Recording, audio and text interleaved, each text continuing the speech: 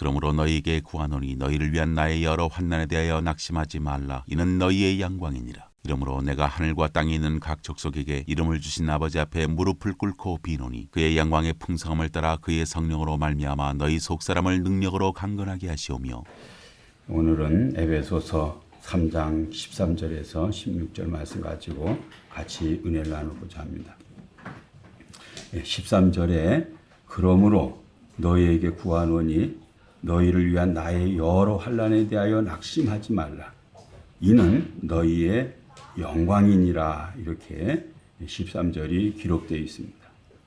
이 13절은 단순한 격려의 말이 아니라 바울의 고난의 신학과 영광에 대한 깊은 신학적 통찰을 말하고 있는 것입니다.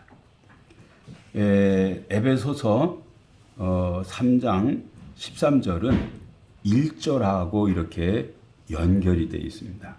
이러므로 그리스도 예수의 일로 너희 이방인을 위하여 갇힌 자 된 나 바울, 이런 바울이 지금 그 감옥에 갇혔다고 말하고 있지 않습니까? 이것이 나의 여러 환난 중에 하나입니다. 그래서 이게 1절과 13절이 연결되어 있는 것입니다. 1절에서 바울은 자신을 그리스도 예수의 일로 너희 이방인을 위하여 갇힌 자라고 소개하면서 자신의 그 감옥 생활을 에베소 교인을 위한 것이라고 분명히 이렇게 말하고 있습니다. 자신의 고난을 자신의 사명하고 연결하는 것입니다. 13절도 마찬가지입니다. 바울은 자신의 고난을 단순히 개인적인 불행이나 실패로 이해하지 않고 오히려 자신의 고난을 자신에게 부여한 사도적 사명과 밀접한 것이라고 이렇게 말하고 있습니다. 이 구절은 골로새서 1장 24절 내용과 아주 유사한 그러한 내용인데요. 골로새서 1장 24절 제가 읽어드리면은 나는 이제 너희를 위하여 받는 괴로움을 기뻐하고 그리스도의 남은 고난을 그의 몸된 교회를 위하여 내 육체에 채우노라 그랬습니다. 이 구절은 그리스도의 십자가가 이미 구속을 완성을 했습니다. 완성을 했지만은 교회는 이 구속을 세상에 증거하고 그것을 고난 중이라도 살아내야 할 그 사명이 있는 거예요. 고난 중에라도 살아내야 될, 말씀을 살아내야 될 그런 사명이 있어요. 그 말씀을 살아낼 때는 뭐가 있느냐면 고난이 있는 거예요. 고난이 있는 거예요.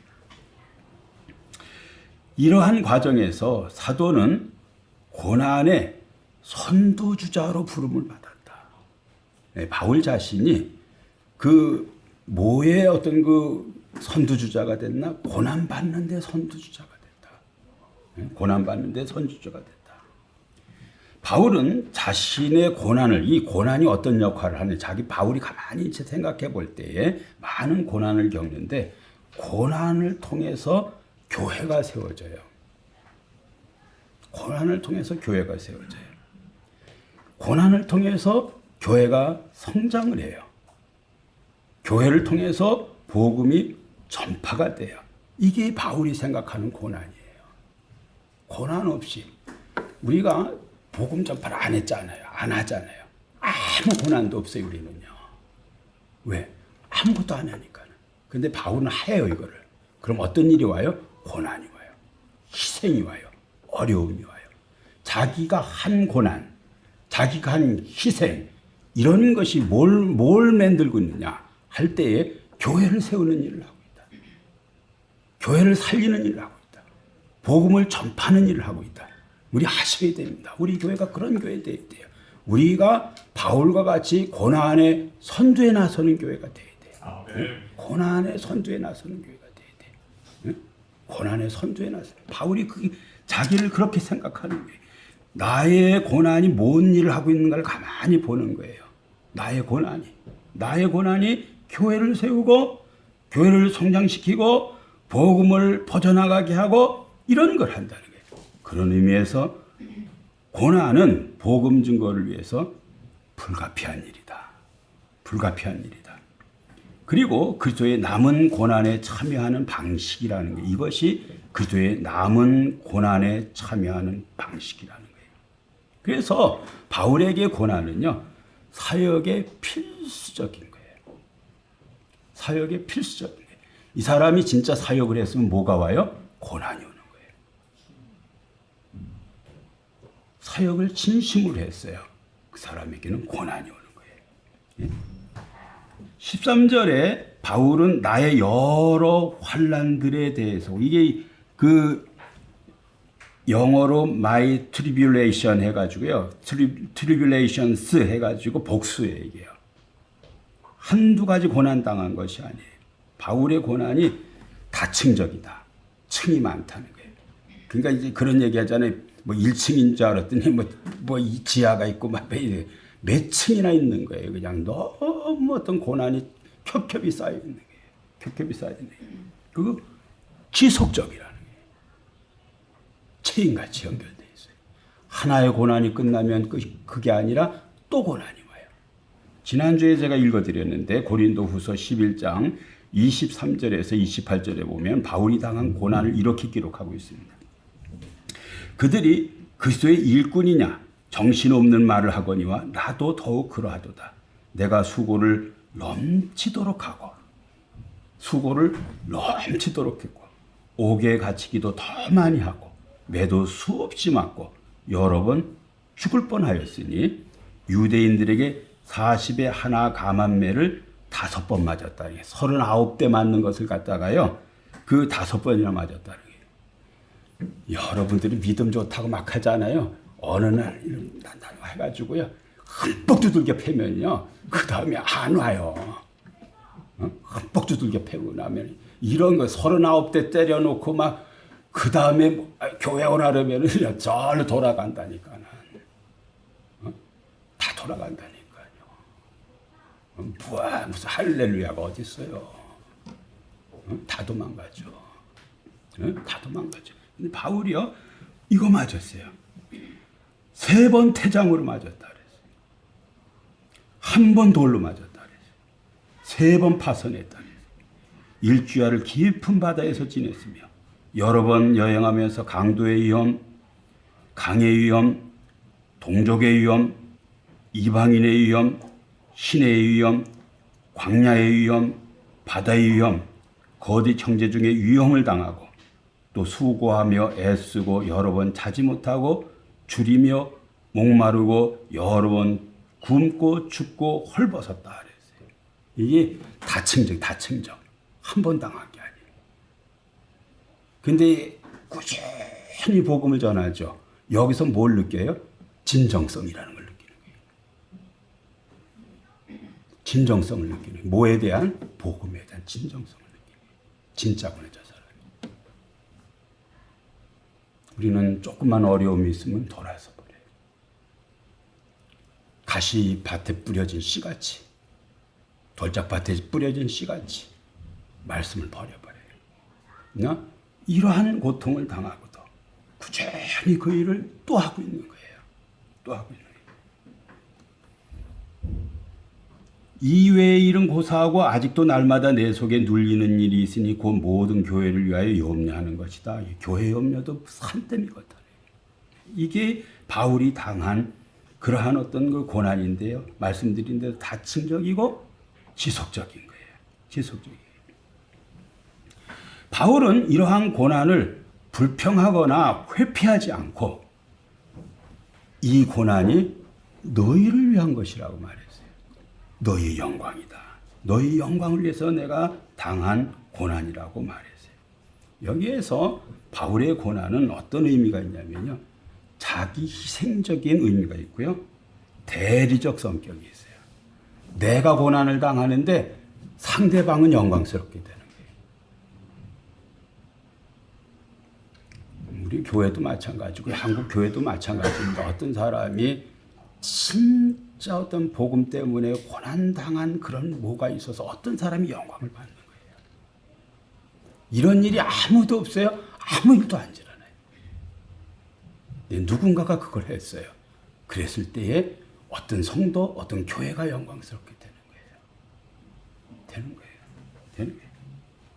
그래서 바울 서신에는요, 고난이 어떤 일을 하냐면요, 구원을 다른 사람에게 중재하는 역할을 해요. 고난을 통해서요, 하나님은. 고난을 통해서요. 고난을 통해서. 제가 그 영광교회에 있을 때에 저도 전도사였고 그분도 전도사였는데 그 여자 전도사님 한 분이 오랜만에 연결이 됐어요. 그런데 남편이 보통 어떤 그 적극적인 그런 선교적인 어떤 분이 아니시더라고요. 그냥 한국에 있으면서 동남아 전역을 돌아다니면서 이제 강의하고 막 이렇게 하는데, 얼마 전에 베트남을 갔는데 베트남에서 이 사람이 복음 전한 신분이 발각돼서 거절을 당했어요. 그러면은 보통 사람들 어떻게 하냐면 한국 그냥 돌아와요.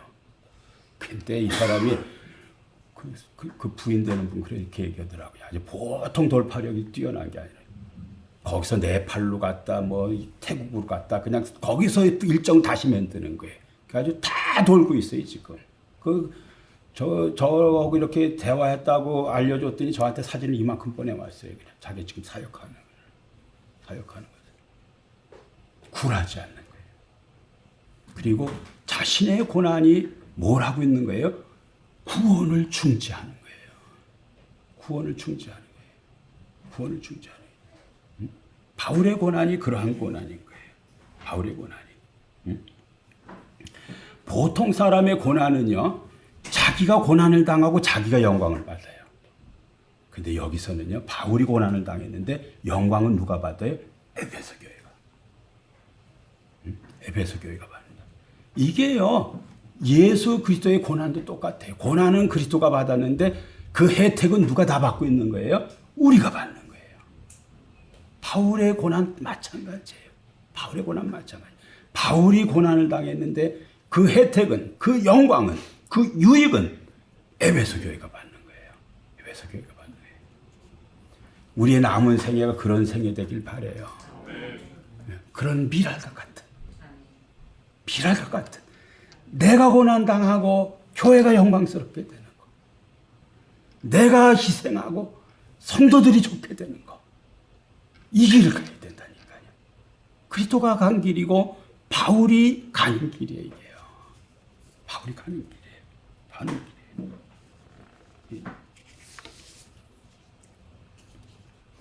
바울은 13절에 에베소 교인들에게 고난으로 인해서 낙심하지 말라 그랬어요. 낙심하지 말라.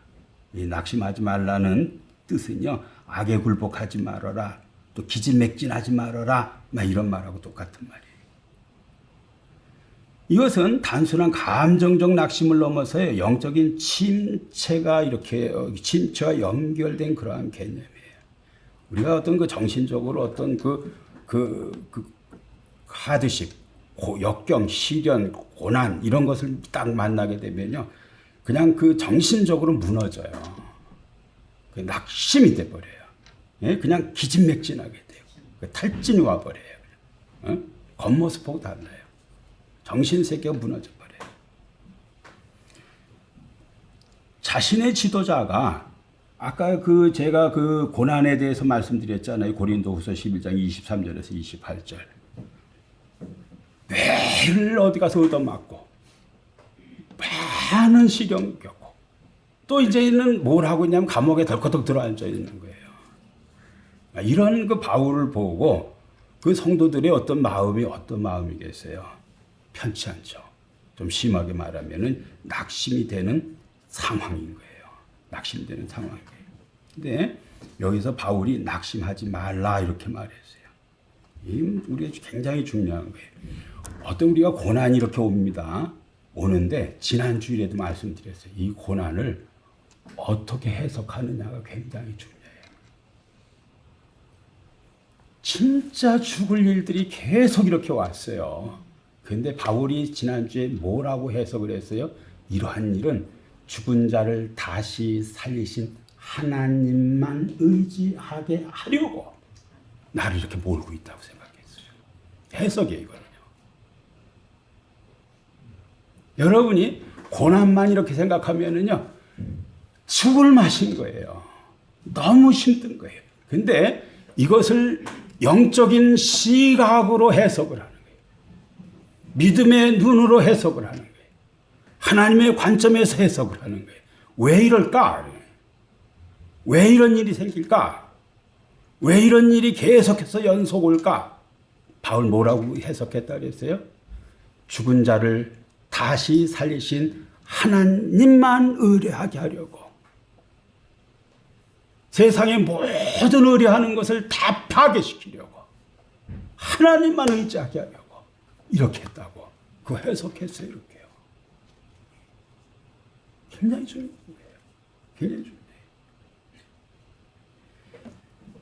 여러분에게 닥친 어떠한 일들을 갖다가 새로운 영적 시각으로 해석해야 돼요. 하나님의 섭리 속에서 그 고난을 이해해야 돼요. 그것을 바라봐야 돼요. 바라봐야 돼요. 특히 13절은요, 전형적인 바울 신학의 어떤 그 패턴인데, 바울 신학의 패턴은 뭐냐면은, 바울은 고난을 영광의 문맥에서 늘 해석을 해요. 고난과 영광은 뗄래야 뗄 수가 없어요. 뗄 수가 없어요. 로마서 8장 17절에서 18절에 보면은 자녀이면 또한 상속자 곧 하나님의 상속자요 그리스도와 함께한 상속자니 우리와 그와 함께 영광을 받기 위하여 고난도 함께 받아야 할 것이라. 생각컨대 현재의 고난은 장차 우리에게 나타날 영광과 비교할 수가 없다 그랬어요. 비교할 수가 없다. 우리가 신앙 그 구원은요, 예수를 믿음으로 다 구원을 받아요. 여기는 아무것도 개입할 게 없어요. 여기 뭐가 개입되면은 그거 잘못된 거예요. 그러나 여러분이 영광을 받는다, 하나님의 어떤 은총을 받는다, 축복을 받는다, 이런 것들은요, 여러분의 고난과 다 연관되어 있어요. 여러분이 하나님과 관련된 무슨 손해 본 게 있으세요? 그게 하나의 어떤 건덕지가 되는 거예요. 희생한 게 있어요? 십자가 지는 일이 있어요? 죽는 거예요. 그런 게 있어야 영광이 되는 거예요. 아무것도 안 했어요. 아무것도 없는 거고요. 아무것도 없는 거예요. 그래서 우리 인생의 여정을 가다 내가 이 세상 모든 사람의 문제는 다 해결할 수가 없어. 그러나 내 눈에 보인 것은요, 하나님이 사명으로 주신 거라고 생각하고 열심히 그 사람 도우려고 하고 그 일 하려고 하고, 이거 굉장히 중요해요. 굉장히 중요해요. 다 할 수는 없어요. 그러나 내 눈에 띈 뭐가 있어요. 그건 내 사명이에요. 나에게 하나님이 요청하시는 거예요. 그거 외면하지 않고 꾸준히 그러한 일들을 해나가면은요, 하나님이 그러한 것을 보고 여러분을 영광스럽게 하신다. 영광스럽게 하신다. 기억하셔야 돼요. 이는 너의 영광이니라. 바울은 고난이 에베소 성도들의 영광이라고 말했어요. 영광이라고 말했어요. 세상적 관점에서 고난은 수치와 실패의 상징이에요. 그러나 복음적인 논리에서 보면은요, 고난이 영광의 통로예요. 그리스도의 십자가가 치욕의 상징이 있지만은요, 구원의 영광이 된 것처럼 바울의 고난도 교회를 위한 대속적 헌신, 대신 어떤 그 희생하는 거예요. 대신 헌신하는, 예? 그런 대속적 헌신으로서요, 영광의 도구가 된다. 영광의 도구가 된다. 영광의 도구가 된다.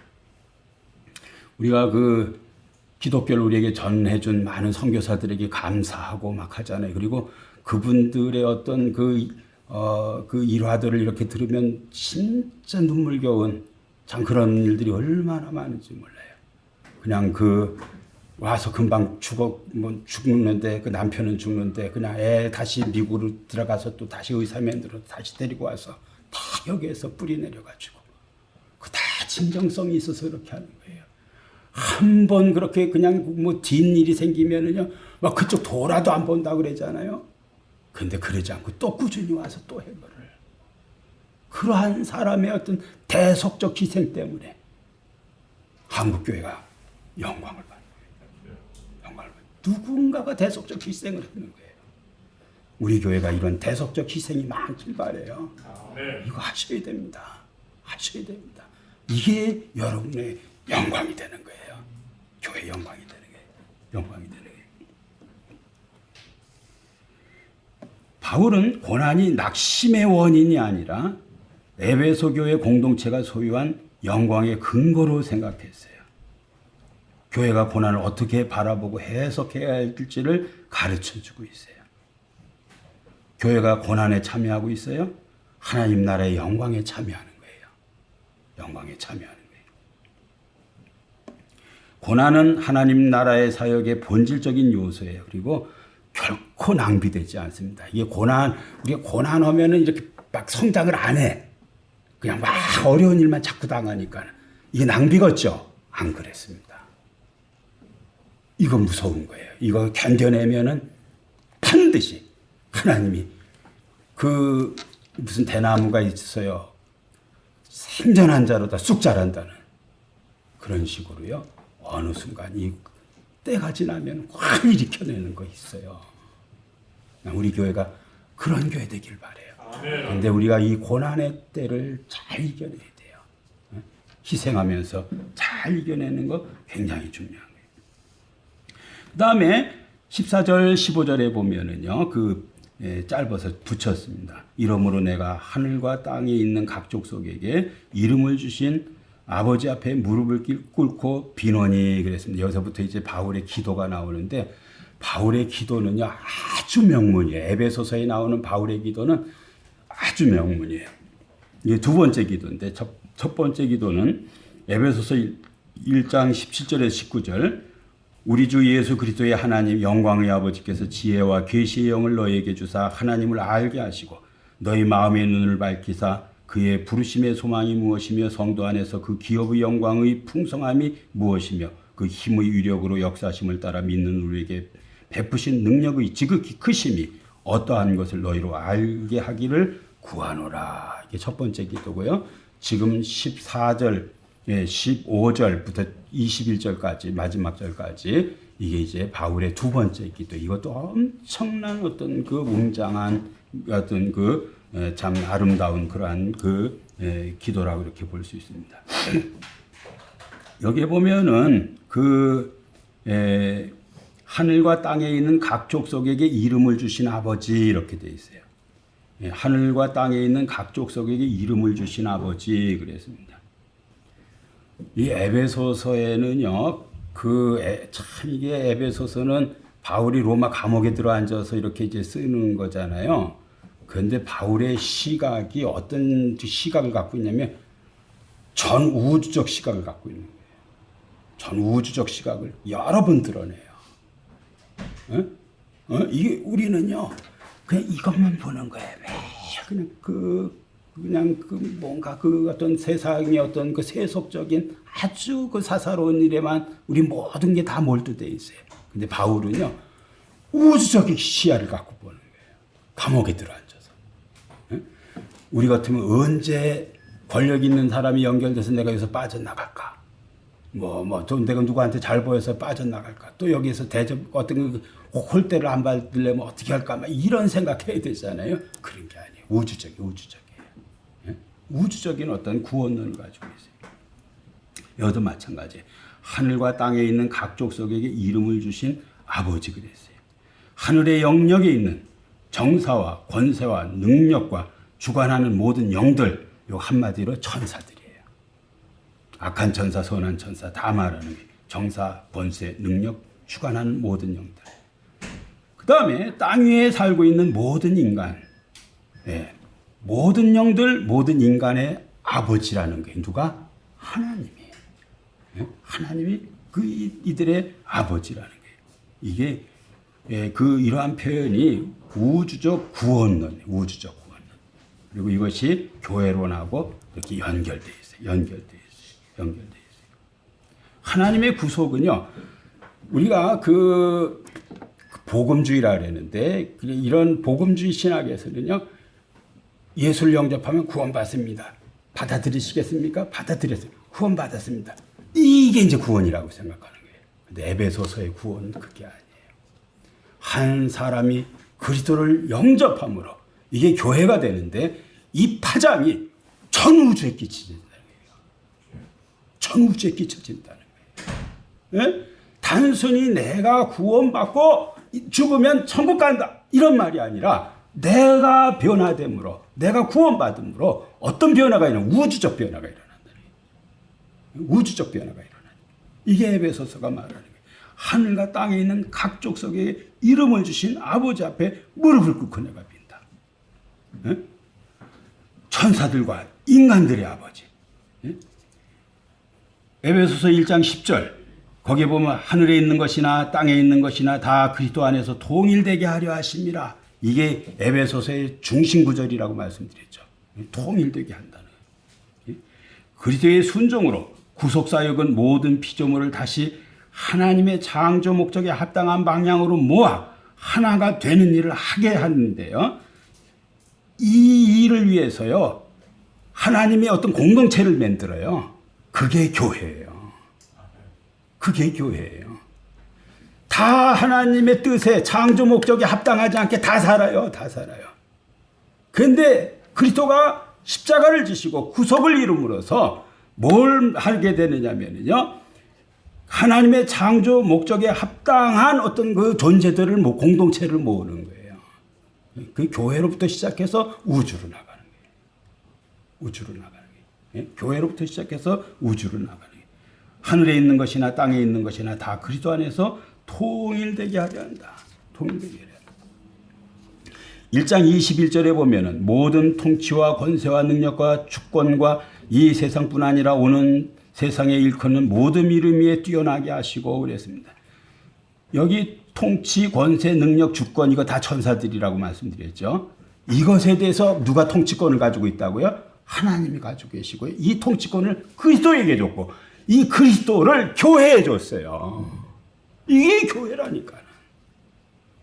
교회가 어떤 공동체예요? 통치, 권세, 능력, 주권을 발로 받는 존재예요. 이게 바울이 말하는 교회예요. 바울 교회를 어떻게 생각해요? 우주론적으로. 우주론적으로 생각해요. 단순히 구원받고 천국 가는 게 아니라 이러한 어떤 그 교회가 어떤 일을 할 것인가 하는 어떤 시야를 가지고 세상을 또 이 어떤 그 종말을 살아낼 것인가 하는 것을 말하는 거예요. 3장 10절에도 이는 이제 교회로 말미암아 하늘에 있는 통치자들과 권세들에게 하나님의 각종 지혜를 알게 하려 하심이라. 이게 지난번에 제가 말씀드렸어요. 핸드릭슨이라는 주석가는 이렇게 말했어요. 교회를 위한 하나님의 궁극적인 계획은 천사들이 교회를 하늘이 놀라운 지혜를 배우는 장소로 만드는 것이다 그랬어요. 여기에 보면은 교회로 말미암아 하늘에 있는 통치자들과 권세들에게 이게 천사들이 통치자들 권세들에게 각종 지혜를 알게 하려 하심이라. 교회를 들여다보면서 저기에 하나님의 지혜가 나타났다. 하나님의 사랑이 나타났다. 하나님의 능력이 나타났다. 이걸 보여준다는 거예요. 이걸요. 천사들이 본다는 게 천사들이 본다는 거예요. 메가더라는 그 주석가는요. 하나님은 우주교실에서 교사이고 천사들은 학생이고 교회는 본복이다. 본복이다. 우주는 교실. 하나님은 우주에서의 교사사. 선생님이 하나님이에요. 그리고 학생이 누구의 천사예요. 그리고 교회는 본복이에요. 선한 천사는 하나님의 구원 계획과 관련된 지혜를 당연히 찬양하고 악한 천사라 할지라도 그들이 악한 의도들이 결국 패배하고 하나님의 선한 지혜가 성공하는 과정을 통해서 하나님께 영광을 돌리게 되는 악한 천사든지 선한 천사든지 교회를 들여다보면 뭘 배우는 거예요? 하나님의 지혜를 배우는 거예요. 우리 교회를 통해서요. 하늘에 지금 악한 천사, 선한 천사가 다 들여다보는데 여기에서 하나님의 지혜를 보는 거예요. 능력을 보는 거예요. 이게 바울이 보는 교회예요. 교회. 네? 교회예요. 그냥 2층에 3층에 이렇게 새들어 살아도 이 교회가 그런 교회라니까요. 네? 그런 교회라니까요. 천사들이 들여다보는 거예요. 천사들이 여기서 배운다니까요.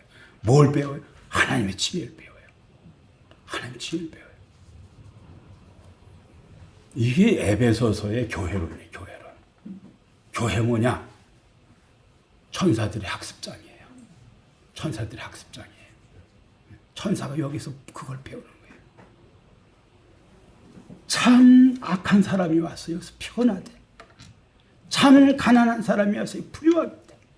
병 얻은 사람이 와서 여기서 치료하대.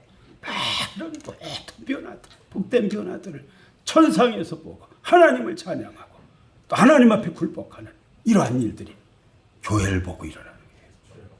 교회를 보고 일어나요. 교회를 보고. 이처럼 에베소서에는 우주론적 구속론, 구원론과 교회론이 긴밀하게 연결되어 있다는 것을 바울이 자주 언급을 하고 있어요. 그리스도의 구속 사건은 단순히 한 개인의 구원만을 의미하지 않아요. 우주적인 변혁을 가져와요. 이게요, 한 개인이 그냥 한 사람이 이렇게 바뀌는 경우가 있어요. 근데 이게 집단적으로 바뀌면 이걸 부흥이라고 말하는 거예요. 그러면요, 사회가 다 바뀌어버려요. 18세기 영국, 미국, 1905년, 6년 한국, 웨일즈, 막 이런 게 집단적으로 다 변혁이 다 일어나 버린 거예요. 다 바뀌어 버린 거예요. 그 부흥이라고 말하는 거예요. 여기에 보면 이름을 주신 아버지로 하나님을 묘사하고 있어요. 이름을 주시는요, 하나님이 모든 존재에게 존재의 본질, 존재의 목적을 부여하는 주체라는 그러한 의미예요. 예? 이름을 줬다는 것은요, 예? 네 그 존재의 본질이 이거다 이렇게 말. 네 존재의 본질이 이거다. 네 존재의 목적이 이거라고 일러준 거예요, 이거요. 일러준 거예요. 그리고 어떻게 하라는 거예요? 그 이름대로 살으라는 거예요. 이름대로 살으라는 거예요. 그 화성고등학교라고 지금 막 그 입시하면은 굉장히 상위 랭크에 이렇게 돼 있는 학교가 있어요. 제가 전도사 때 그 청년한 형제가 있었는데 그 형제가 나중에 교장이 돼가지고 그 학교를 그렇게 만들어 버렸어요. 최승일이라고. 제가 이 수원 내려왔을 때에 저를 초청해서 제가 그 학교를 이렇게 이제 방문도 하고 거기 형제 둘이 우리 교회도 오기도 왔었어요. 그 전경일이라는 형제도 왔고 그 또 한 형제도 거기 교사하는 그런 형제들 우리 교회 오기도 했었어요. 오기도 했었는데 이렇게 귀동냥 이렇게 남들이 얘기하는 걸 이렇게 듣다가 어떤 얘기를 들었냐면은 화성고등학교 나온 게 내 생애 최고의 수치다. 그런 정도로 아주 형편없는 학교였어요. 그 말을 그냥 무심코 그렇게 들은 거예요. 이게 너무 비참하잖아요. 그 자기 작은 아버지가 파주에 있는 땅 다 팔아다가 학교를 이렇게 세워놨는데 그냥 그런 소리를 들었으니까. 그래서 이 사람이 다 그걸 집어치고 학교 선생이 돼가지고요. 학교를 변화시키기 시작한 거예요. 근데 이제 저한테 그러더라고. 목사님, 이 벽에 이게 써붙인 것 좀 보세요. 이렇게 써붙인 거죠. 뭐라고 써붙였냐면 너희는 세상의 빛이다. 너희는 세상의 소금이다. 거기에다가요. 바로 내가. 바로 내가 세상의 빛이다. 바로 내가 세상의 소금이다. 이렇게 써붙였어요. 양벽에다가. 그리고 교육을 시작을 했어요. 제가 한동안 그 친구 만나고 왔다 갔다 어릴 때 저한테 자랑하더라고. 목사님, 올해 우리 학교가 울산대 의과대학을 간 애가 생겼어요. 막 이러고 막 그러더라고요. 지금은요, 의대에 엄청 많이 가요. 뭐예요? 이름대로. 이름대로 너 살아. 너 소금이야. 너 빛이야. 네가 빛이야. 이름대로 살으라. 다 이름을 줬어요. 우리에게. 빛으로, 소금으로 다 이름을 불러줬어요. 네가 소금이라. 네가 빛이라고. 그렇게 너 살아보라고. 여기 이름을 줬다는 것은요, 그런 의미예요. 예? 모든 존재에게 그들이 정체성과 존재의 목적을 부여하는 그러한 창조주, 이런 의미의 이름을 줬다는 말. 그리고 이름을 받은 자는요, 이름을 준 자에게 의존하는 존재예요. 철저히 의존하는 그러한 존재예요. 무릎을 꿇고 기도했다. 경외하고 의존하고 순종하려는 자세로 하나님 앞에 무릎을 꿇었어요. 굉장히 중요한 거 하나 있습니다. 이러한 무릎을 꿇고 기도하려는 곳에는요, 주님이 계십니다. 아멘. 여러분이 진심으로 하나님을 경외하고 두려워하고 순종하려는 마음을 가지고 무릎을 한번 꿇어보세요. 그곳에 하나님이 계세요. 하나님이 계세요. 우리의 기도가 넋두리가 아니에요. 그냥 한번 해보는 게 아니에요. 여기 보면은 그런 표현이 있어요.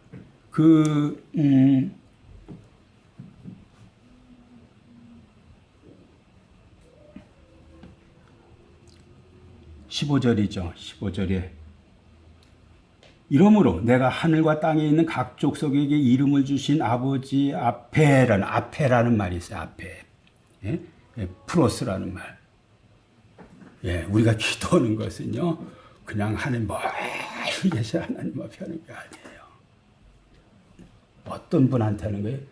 내 앞에 있는 하나님 앞에. 그분이 아버지예요. 예. 어제 그 경화 집사님이 저한테 막 전화를 해가지고 자기 아빠가 온다고 막 하는데 많은 복잡한 감정을 저한테 막 얘기를 하더라고요. 아빠가 오는 거에 대해서. 근데 우리 하나님은 어떤 하나님이에요? 정말 좋은 하나님이에요.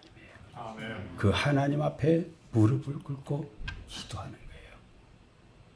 굉장히 중요해요. 진심으로 내가 하나님께 그냥 항복할게요. 순종할게요. 그리고 무릎을 한번 꿇어보세요. 거기 하나님 계십니다. 그렇게 여러분이 하려고 하면 그 기도 하나님 들으세요. 아멘. 진짜 한번 해보세요. 진짜 한번 해보세요. 이제 마지막으로 16절에 보면은 그 영광의 풍성함을 따라 그의 성령으로 말미암아 속 사람을 능력으로 강건하게 하옵시며, 이제 이게 이제 첫 번째 기도인 거예요. 좀 전까지는 막 이제 준비하는 자세들을 말하는 거예요. 이게 이제 기도 제목이에요. 영광의 풍성을 따라, 그 영광의 풍성을 따라. 영광이라는 것은 독사라는 그 헬라어고요. 구약에는 그 카보드라는 그 단어를 쓰는데요. 이게 의미가 조금씩 달라요. 여러분이 그 구약의 카보드라는 영광의 의미는요, 그 카보드라고 한번 그 네이버에 쳐보시면은 그 히브리어의 뜻이 쭉 나와요. 첫 번째는요, weight, 무게예요. 그래서 그 C.S. 루이스가 영광의 무게라는 말을 썼어요. 그 영광이라는 건 그 무게감이에요, 무게감. 가볍지 않은 거예요. 그게 영광인 거예요. 무게감 있는 거예요. 그리고 하나님의 임재를 말할 때 이것을 갖다가 그 영광이라고 말해요. 하나님, 그걸 영광이라고 말해요. 우리가 보통 영광이라고 말하는 것은 헬라적인 사상의 어떤 표현을 영광이라고 말하는데, 명예, 빛나는 명성, 이게 아니에요. 하나님의 임재, 그 무게, 이게 어떤 그 구약의 영광의 의미예요. 신약에서는요, 하나님의 고유한 존재와 임재의 실제를 말해요. 하나님 자신이 그냥 영광인 거예요. 하나님 영광이에요. 여기 보면은 그 영광의 풍성을 따라 속사람이 강건하게 된다. 영광의 풍성을 따라 속사람이 강건하게 된다. 이게 도대체 뭘까? 이 영광을 또 이런 식으로도 이렇게 그 해석할 수 있어요. 영광이 뭐냐면요, 능력 있는 빛. 능력 있는 빛. 이게 영광이에요. 하나님의, 여러분들이 제가 그 토레이 목사의 성령론을 읽는데, 그 토레이 목사가 시카고의 어느 교회에 집회 딱 들어갔다가 하나님의 강한 임재를 경험하는 거예요. 쭈삣쭈삣 서는 거예요, 그냥. 막 그냥 그 임재가 막 와가지고 막 그냥 소름이 짝짝짝짝 끼치고 막 그게 오는 거예요. 그래서 이 사람이 물어요. 나만 그런 줄 알고 딴 사람한테도 물어요. 딴 사람도 또 경험하는 거예요.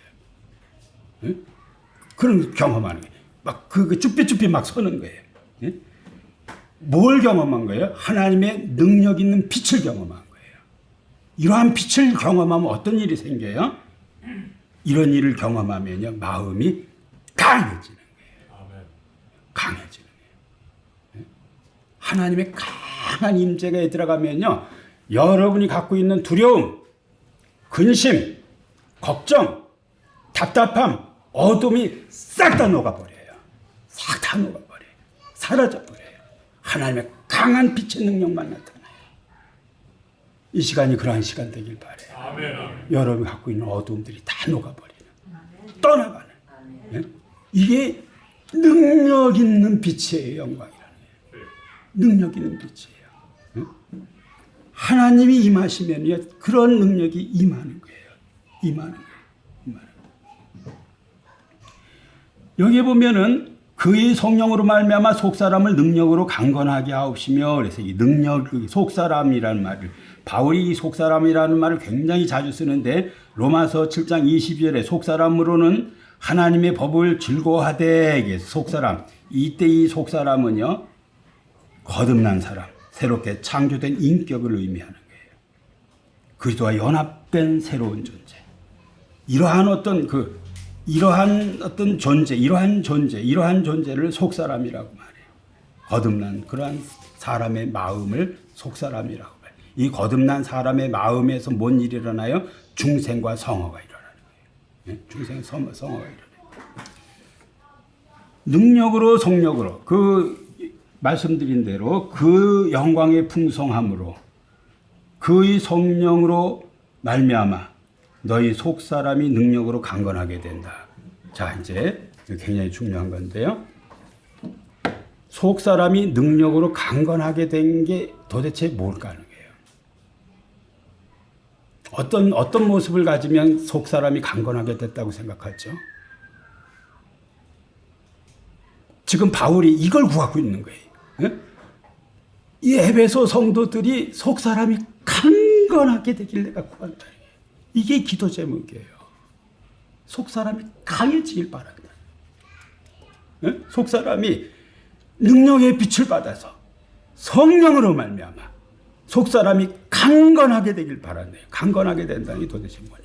강건하게 되는. 여기 강건하다는 말은요, 내면을 견고하게 하다, 힘있게 하다, 내면을 튼튼히 세우다, 만마 이런 사전적 의미가 있는데요.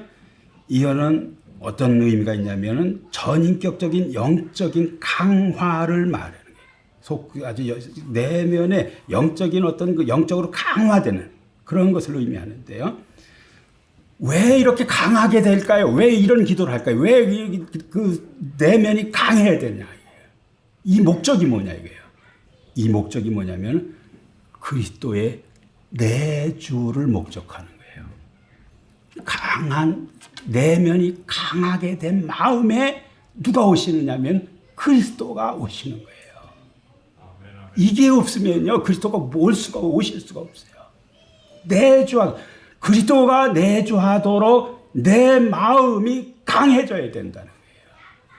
강해져야 되네. 그러면 강해졌다는 게 도대체 뭘까 할 때예요. 이런 거예요. 말씀의 지식과 믿음의 확신이 깊어짐으로 진리에 굳게 서는 능력. 예? 말씀의 지식과 믿음의 확신이 깊어짐으로 진리에 굳게 서는 능력. 제가 이 말씀을 생각하면서 그런 생각을 해봤어요. 제가 많은 목사 친구들이 있잖아요.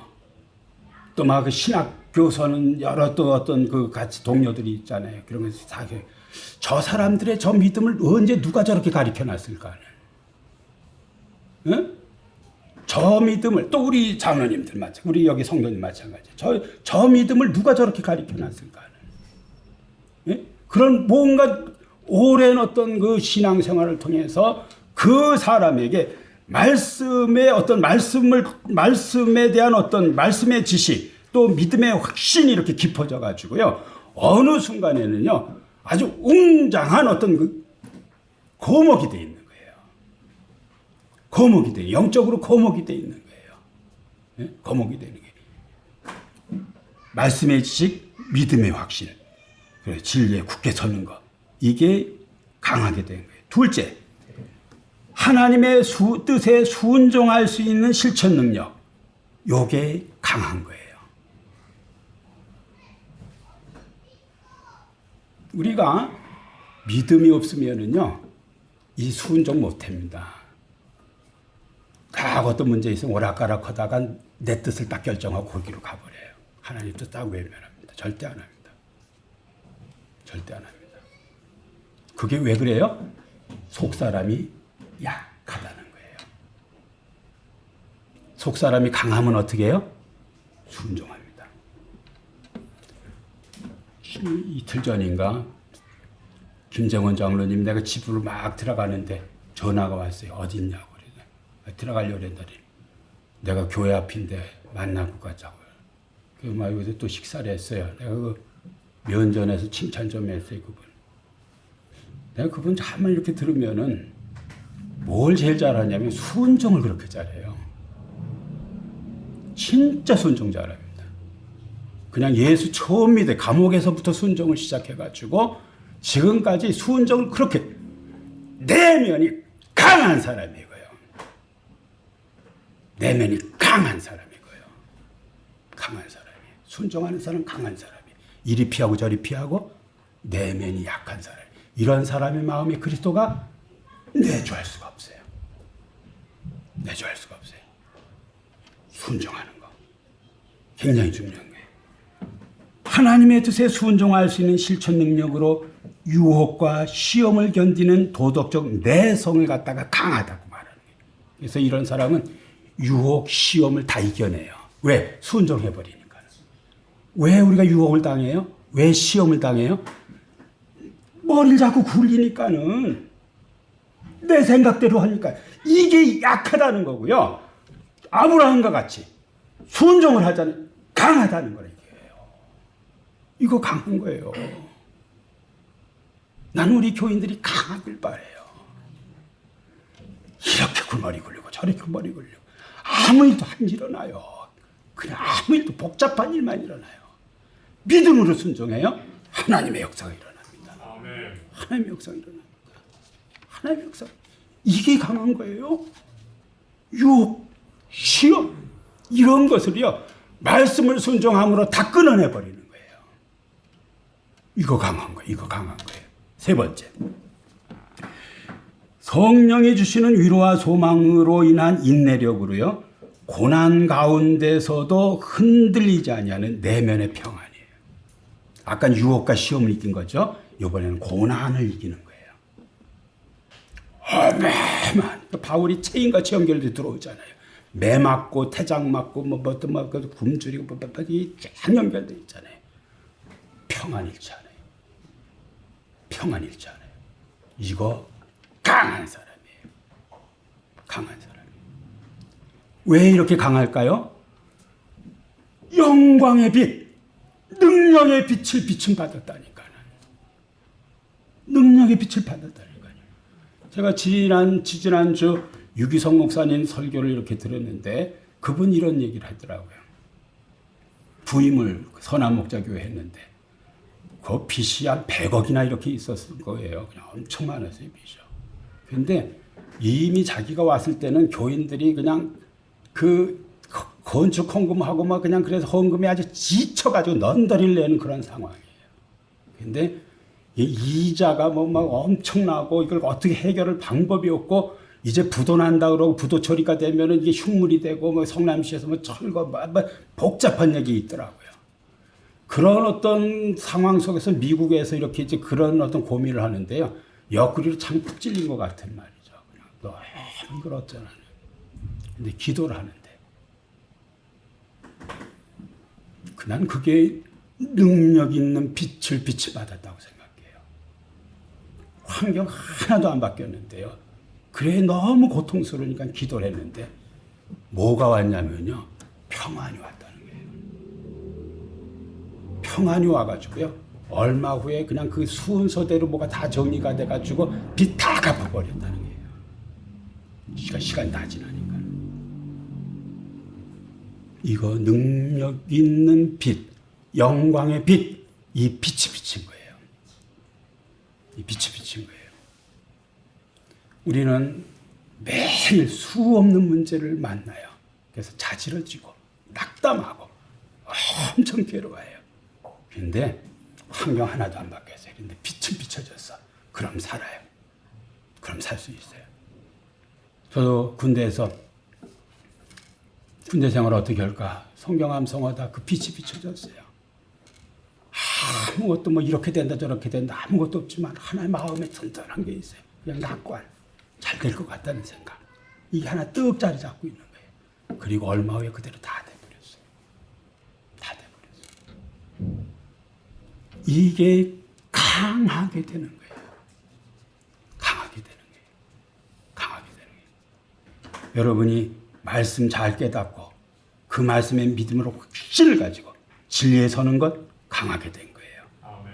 여러분이 순종 잘하는 거 이거 강한 거예요. 이거 강한 거예요. 그래서 유혹과 시험 당하지 않는 거 이거 강한 거예요. 많은 고난이 있어요. 여기에 평안 잃지 않는 거 이거 강한 거예요. 이거 강한 거예요.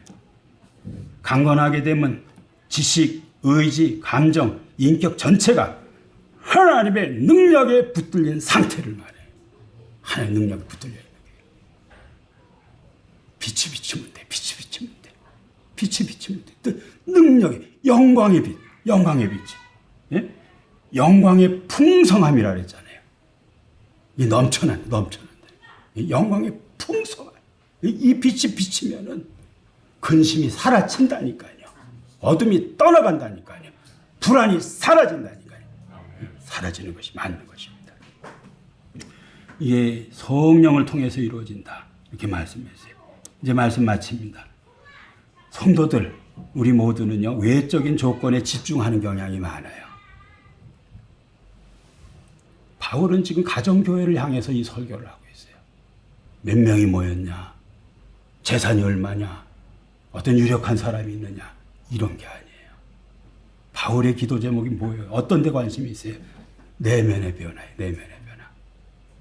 우리의 모든 사람들이 진짜 내면이 변화되면은요, 교회에 서게 돼 있어요. 여러분의 가정이 일어나게 돼 있습니다. 이 나라 사는 일 생길 수 있습니다. 생길 수 있습니다.